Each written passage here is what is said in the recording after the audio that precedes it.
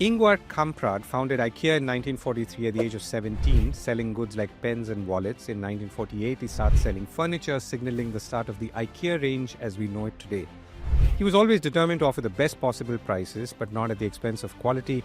In the 60s, that's 1960s, he had a restaurant kitchen because he saw that people left the store at lunchtime to eat outside, which interrupted the whole buying process. He also realized that hungry customers buy less. Hence, you see restaurants when you visit IKEA with their very unique curated menus. IKEA opened its first Indian store in Hyderabad in 2018, but had been surveying the Indian market for more than a decade before that, before it finally stepped in. IKEA is now present in many more cities, including Mumbai and Bangalore, as we will hear from my guest today, Adosh Sharma, Country Commercial Manager for IKEA. But it's also interesting, as we will find out from him, how IKEA tailors products for Indian audiences, even as it uses India as a growing sourcing base for its stores globally. In one word, IKEA's secrets for Indian home and homemakers.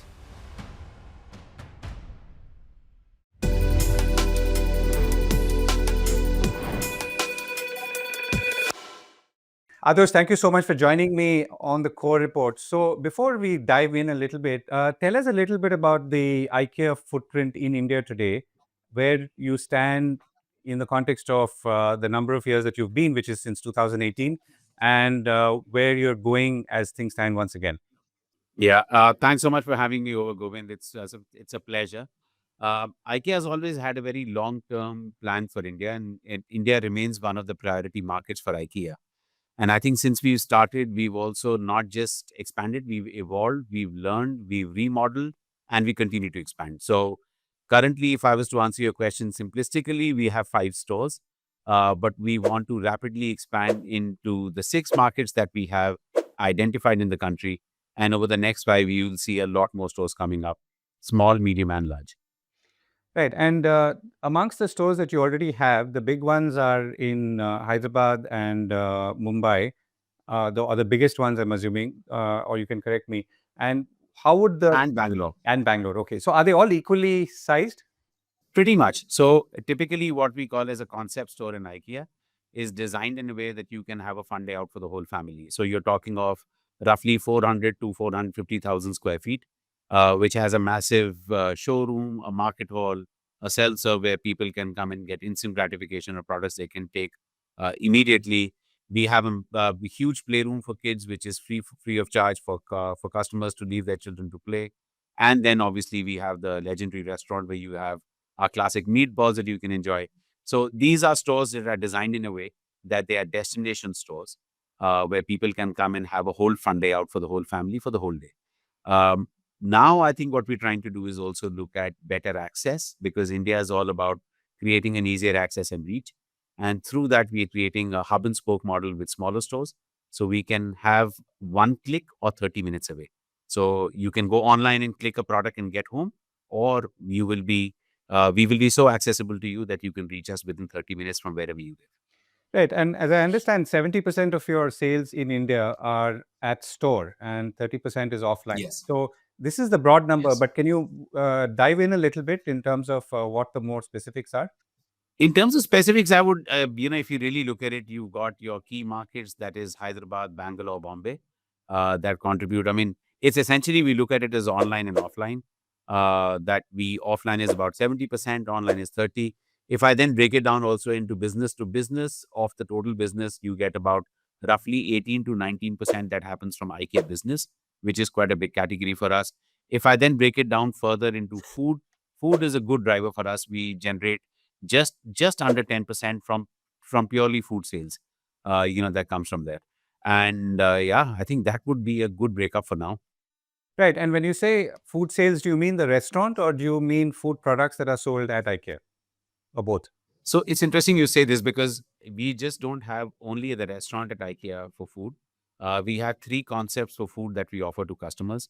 One is the restaurant, like you mentioned, where we do the meatballs, where we have local dishes, where during summers we have lots going on with products like the summer coolers and whatever else. And most of these restaurants are predominantly 700 to 1,000 seater. Then, just before checkouts, we have what is called as the Swedish food market. That is one way to reinforce our Swedishness to people. So we bring in a lot of the Swedish, products. that we sell here. And then next to it is what we call as an exit cafe, which is a good deli that you can quickly pick up your hot dog or a sandwich and whatever else. So there are three food concepts that we give, and together they represent about 10%, just under 10%. Our idea and our ambition is to grow it much stronger because India food is not fuel, it's passion.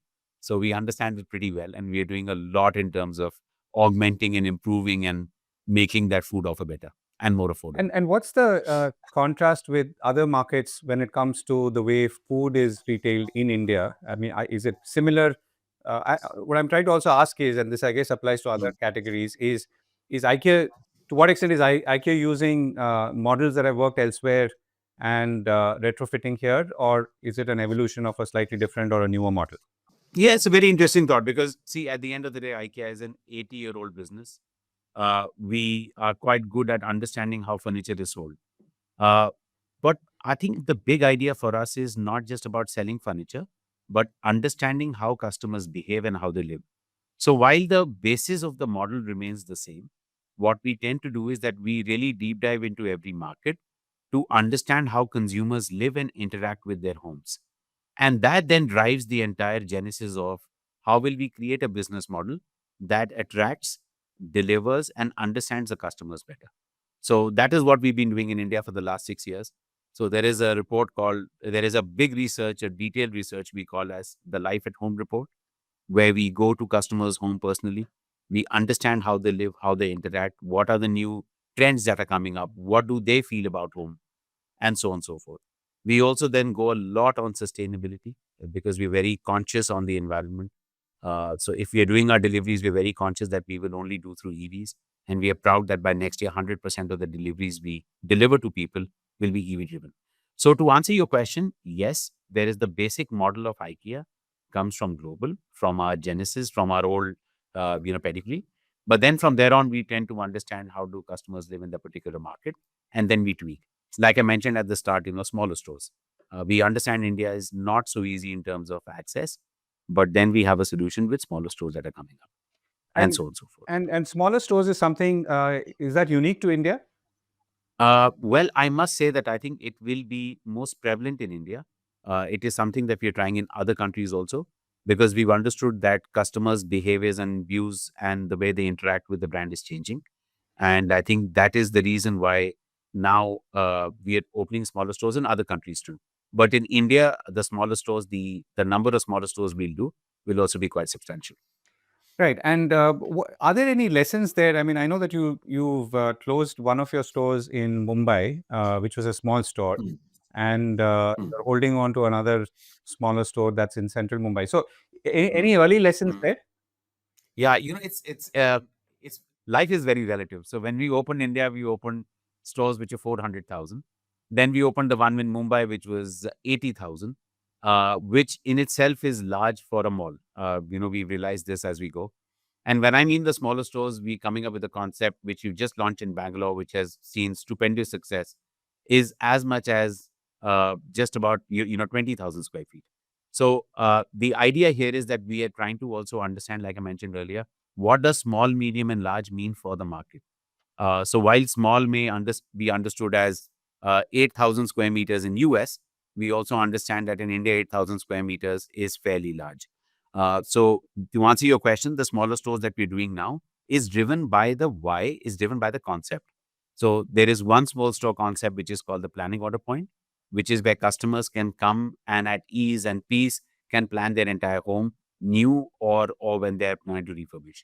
Then we've got what we call as a shop, where you have a daily interaction with the brand. You can come in, pick up some accessories, plan for your furniture, and carry on.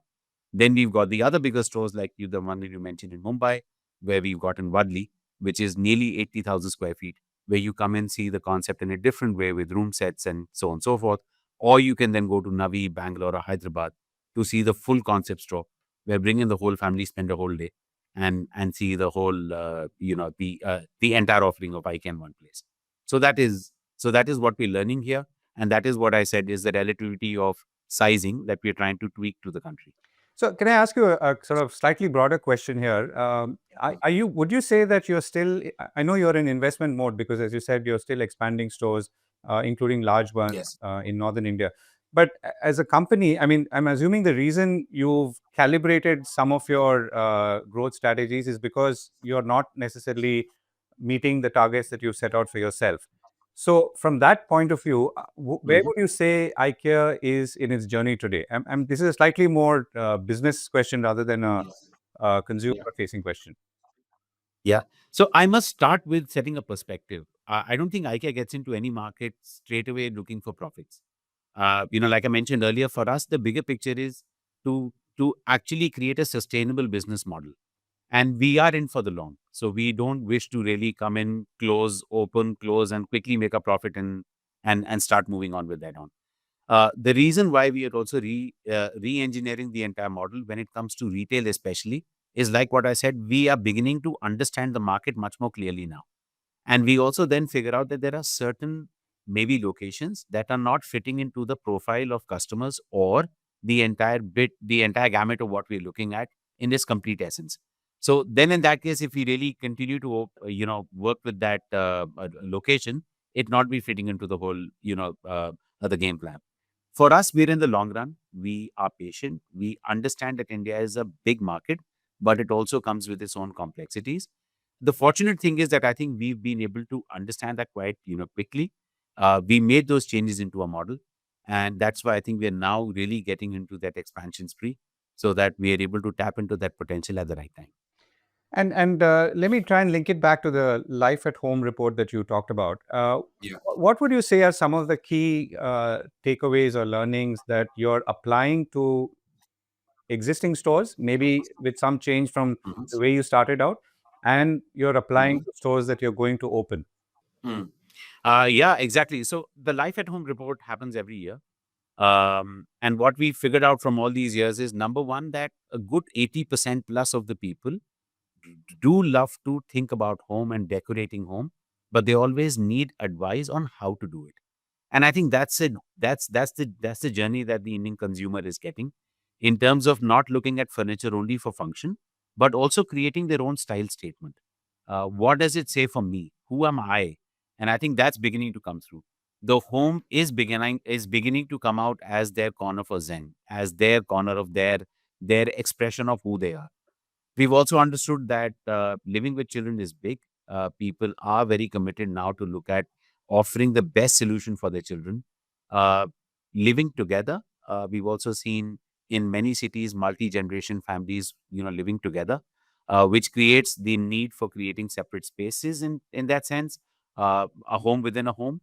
But more importantly, it's about small space living. It's a lot about space saving solutions. And I would say more than space saving, space optimizations, which is very important. Outdoor balcony solutions coming together with nature is also quite big. So we do get a lot of these inputs, which is the reason why this year when we started our year, which is FY25, we started with sleep, because we understood that sleep is a major driver for people. Lack of sleep, I would say, also is a big one. So we created this whole story around it. And nowadays, with internet and the entire thing going on about our addiction to the phones, noise, the pollution, the air, there are 6 elements that we researched on. That did So the Life at Home report actually helped us devise this, helped us understand this, and that's where we came out with the sleep campaign. It's interesting. Can you tell me, as I guess one of the many victims of the sleep syndrome, can you tell us? Can you tell me a little more on the sleep front and what you're doing? So we start every year. Our year for IKEA starts in September, and don't ask me why, but we start every new year in September, and this has been going on for decades now. So what we started, as in last calendar year, but are this year, was essentially this movement on sleep. So through the Life at Home report, we realized that sleep is one of the most deficit areas of life in our life, in people's life today, especially in the urban areas. And what we started to do is we looked at the 6 elements of sleep, which was about the noise, which was about air quality, which was about smell, which was about comfort, and which was about the light, and also say pollution. And what we tried to bring about was not just about the products that help you fit in, but also the education around why sleep is important. And then it went on to about what is a good posture to sleep, what is the right time to sleep, How do you create a right sleep environment at home? That you can do with creating a blackout curtain so that there's not so much ambient light. Also, the curtains absorb noise, so try to have a quieter place, and so on and so forth. More importantly, it's about health. Because what a lot of us don't end up understanding is that at this point in that race, you may still feel okay by Agree. doing a few exercises in the morning, but in the long run, it can really impact your mental and physical health. So I think for us, apart from just about talking about sleep, it was also about the health part. And that's what we try to push on for. Right, and let me pick up the other point that you mentioned, or maybe two, but let me start with children first. Mhm. So I can see why children is a growing area. People are spending on education for children, and that we can see in overall Mhm. macro numbers as well. But I'm Yeah. assuming here it's translating into children's own rooms and working desks and Mm. sleeping beds and all that. Is that it? Or is Mm. there more? No, there's always more. I mean, we believe a lot in terms of. I'll start with a small thing. Our toys. If you look at some of the toys, there are educational toys. So we don't just believe in providing a toy that the kid can just play with. It also bring in some sense of sensory skills, cognitive skills, and so on and so forth.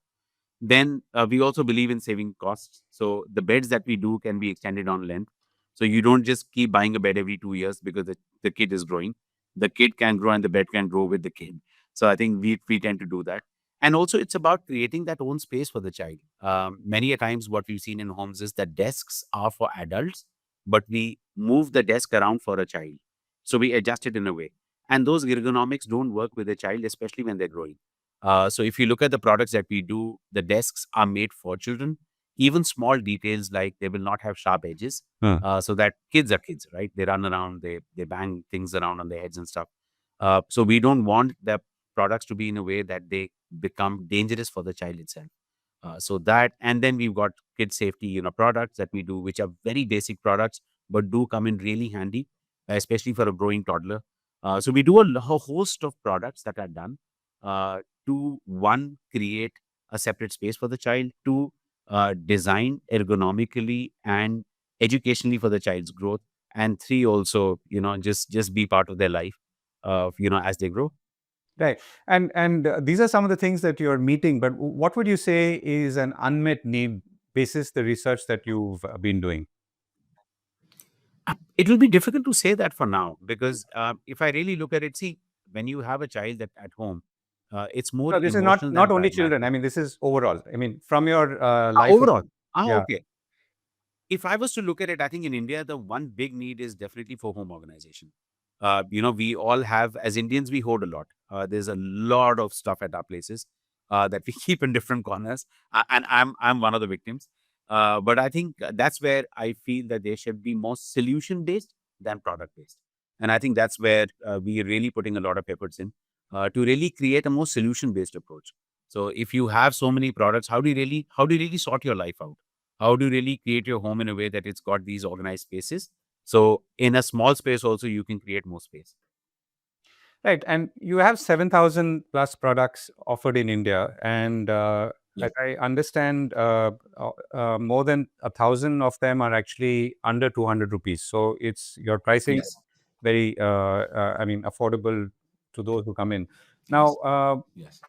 what if you what's the, I mean, what are the top three or four products in these 7,000, including those 1,000? Yeah, interesting because they change by market, but I think the top ones that we sell is definitely a Billy bookcase, which is an iconic product that we've had. And the funny bit is, we've also seen where people have moved homes with the Billy bookcase, so the quality never goes out. It stands out all the time. Then we have the Gamel Bin sofa, which is an India-made product, so we're very proud of that. It's a made for India product, so that stands well. And then you have the regular IKEA the products which you have the chairs, you have the different chairs that we offer. You have even small anecdotal products like the product which is a coffee stirrer and so on and so forth. So there's a host of products, but some of the ones that we're proud of is definitely the Billy, the Gamel Bin, and also some other beds and so on and so forth. And I mean, where do lights figure in the hierarchy? Lights is a very strong emerging category. So lighting as a product class is something that we believe is quite untapped. and it's beginning to pick up. The one reason why it does not come right on the top is also because of value. Because the minute I buy one billy or I buy a sofa, you have to buy maybe 50 lights for it. But if you look at the volume, the bulbs, the energy saving bulbs we do definitely appear in the top five. Some of the wall lights that we do appear in the top five. So lighting, I feel, generally also is a category that is beginning to really lift up. And you said some of the things differ by markets. And when you say market differ, you mean like south of India, Bangalore, Hyderabad, Mumbai, and so on, or India and elsewhere? Exactly, exactly. So north of India is more opulent. North of India has a different product mix that sells. South of India is a different product mix. South and west is more similar than north. Hyderabad is similar to Delhi in the tastes. So that, I think, that those nuances do come in play when we start to look at what's selling and what's not selling.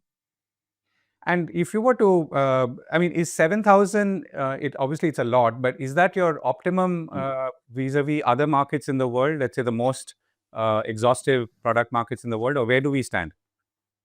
Yeah. So again, so we don't really compare ourselves with what is selling in the US, what is their in size, and what is us.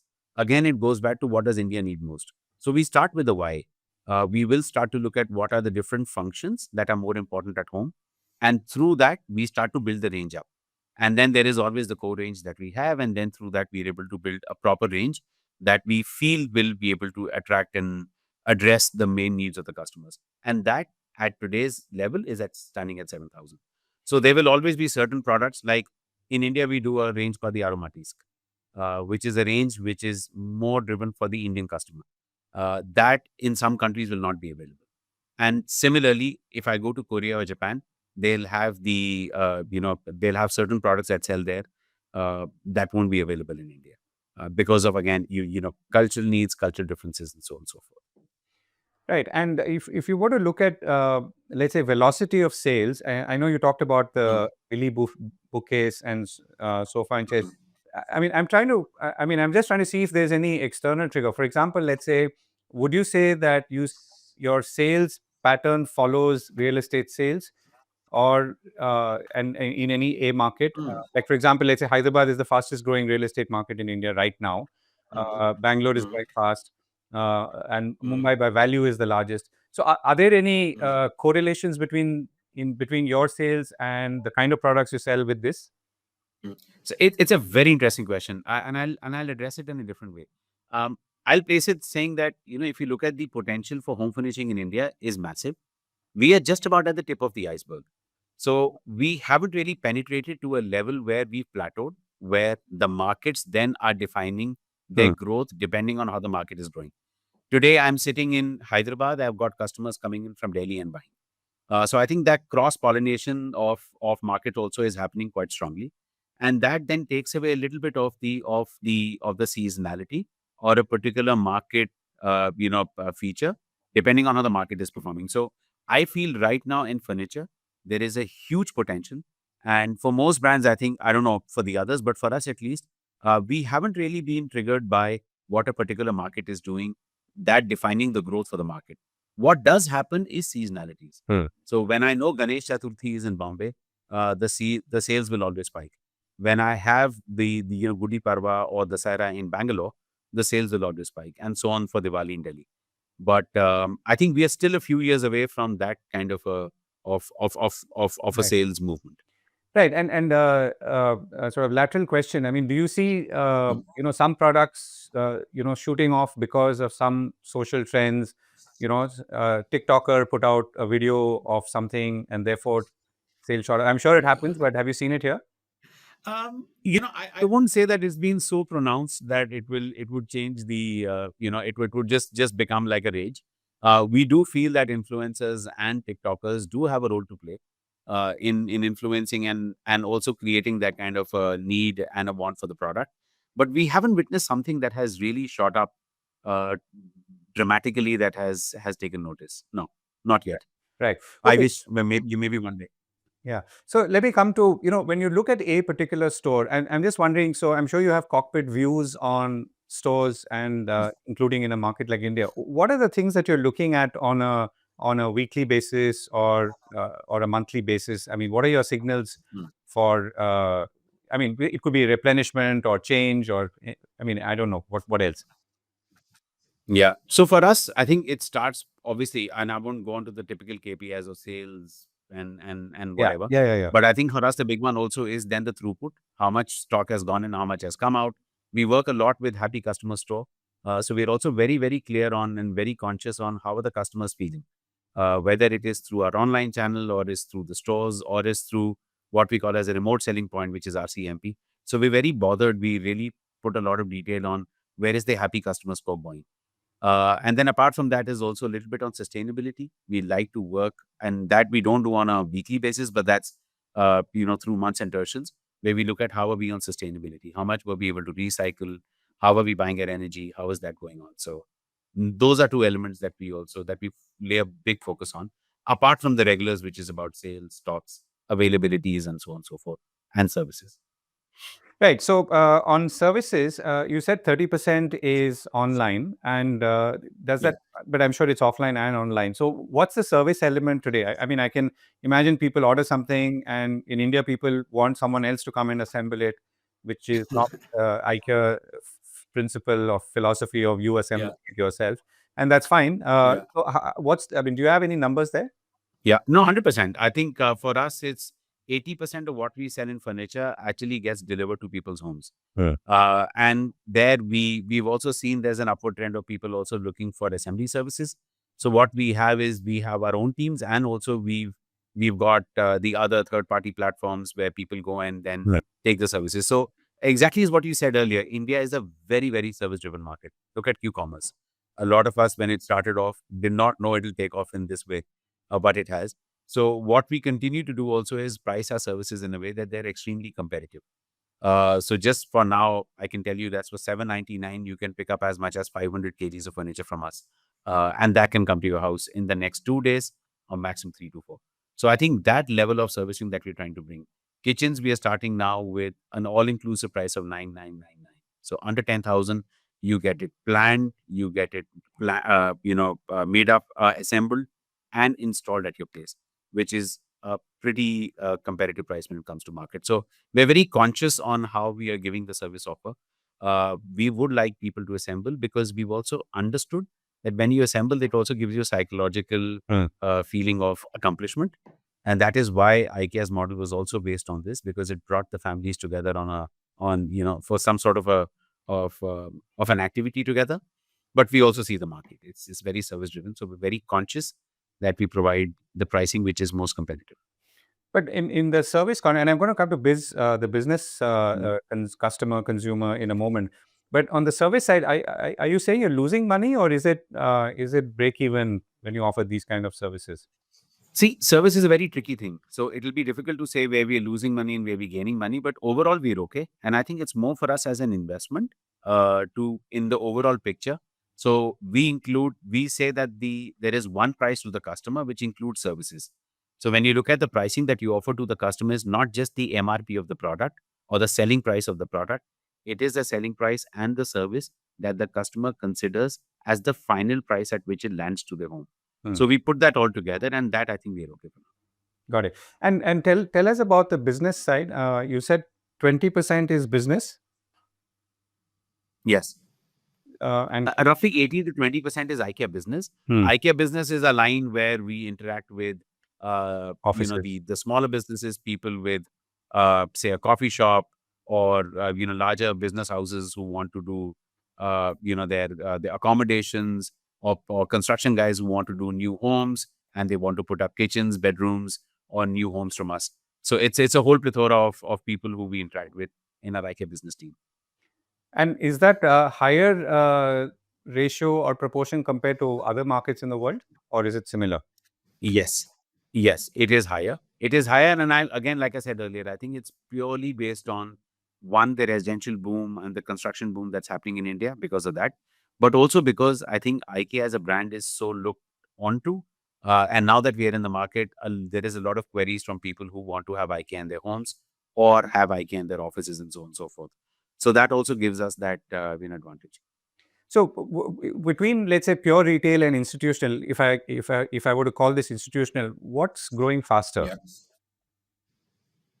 It's I think both are growing faster, and I'll tell you why. Again, when you look at the number of stores that we have in the markets, they're still quite small. They're still quite few. Look at Bangalore, we have only 2 stores. Bombay has 2. Delhi, we've just gone online.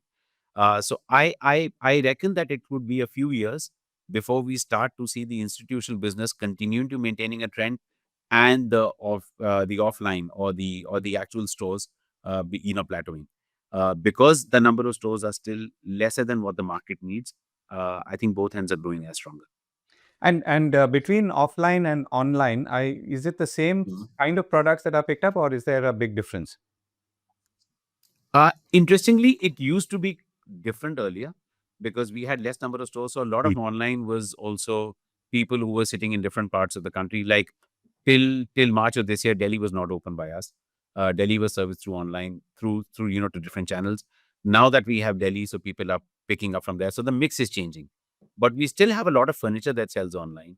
Online typically has a lot of accessories that sells.